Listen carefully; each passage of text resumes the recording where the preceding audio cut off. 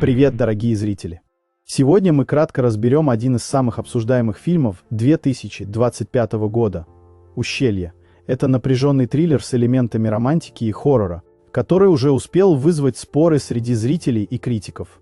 В главных ролях Аня Тейлор-Джой и Майлз Теллер, а режиссером выступил Скотт Дерриксон, который известен своими работами в жанре ужасов и мистики.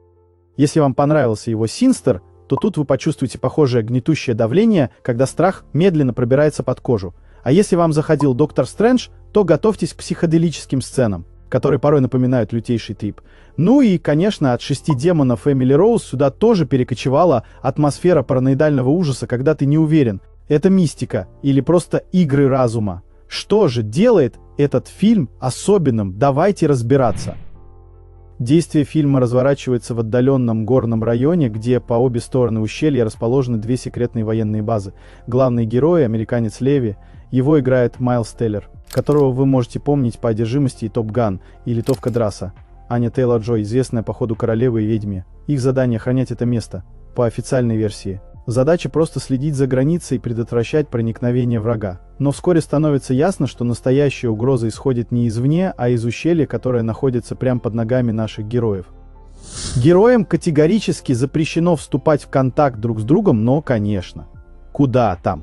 Леви и Драса начинают переписываться друг с другом. Сначала это стандартное «какой кофе любишь» и так далее. Ну и, разумеется, на фоне тотального пи***ца вокруг них зарождается романтическая искорка. Потому что еще делать, когда вокруг творится ебаный ад?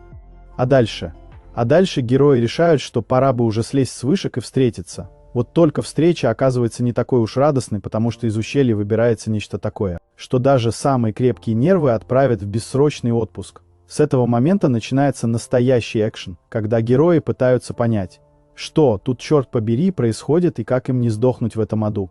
Короче, представьте, ты один, вокруг одни серые скалы, над головой небо, которое больше похоже на размытый пятнами холст, а внизу ущелье, темнее самой темной ночи. Ни звука, ни признаков жизни, только холодный ветер, который режет лицо и еле слышное эхо твоего дыхания.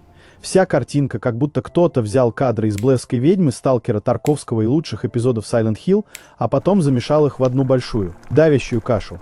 Визуал давит, но не лобовым скримером, а чистым, концентрированным ощущением. Что-то здесь не так. Тут даже тишина — это оружие. В какие-то моменты остаются только твои мысли и внутренний голос, который шепчет «беги нахер». А когда вдруг раздается хруст ветки или чей-то шепот, ты уже не уверен, это звук с экрана или у тебя за спиной кто-то.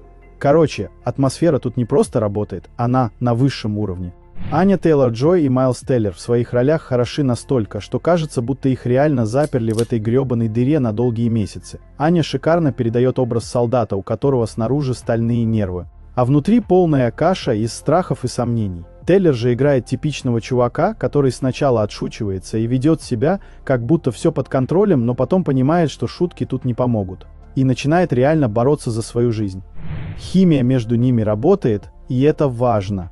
Начнем с плюсов. Во-первых, это охренительный сюжет. Здесь нет банальных пугалок, а есть напряженная умная история, которая держит в напряжении до самого конца. Во-вторых, это мощная атмосфера. Фильм буквально заставляет чувствовать этот чертов холод, одиночество и страх вместе с героями. В-третьих, это отличные актеры. Тейлор-Джой и Теллер реально вытягивают фильм, делая его намного эмоциональнее и глубже. И в-четвертых, это неожиданные сюжетные повороты. Как только ты думаешь, что понял, что происходит, сценаристы такие «а вот хрен тебе» и переворачивают все с ног на голову. Первый минус — это темп повествования. В начале фильм развивается медленно. И если вы любите, когда с первых минут экшен и кишки на стенах, то тут придется потерпеть. Второй минус — это кое-какие сюжетные дыры. Некоторые моменты в фильме объясняются так, что у зрителя остается больше вопросов, чем ответов. Но может так и задумано. Фильм получил смешанные, но в целом положительные отзывы. На Rotten Tomatoes у него рейтинг 64% на основе 117 рецензий. Кто-то в восторге от атмосферы и актерской игры, а кто-то ноет, что не все объяснили. Короче, классика. «Ущелье» — это не просто ужастик, а добротный, атмосферный триллер, который выворачивает мозги наизнанку и оставляет ощущение тревоги еще на пару дней после просмотра. Да, он не идеален, но в своей нише он работает на все 100. Если вам нравится, когда хоррор не просто пугает, а реально напрягает, то обязательно посмотрите. А на этом все. Спасибо за внимание. Не спускайтесь в темные ущелья и держите при себе фонарик. И да, если увидите что-то странное в тумане, бегите нахер.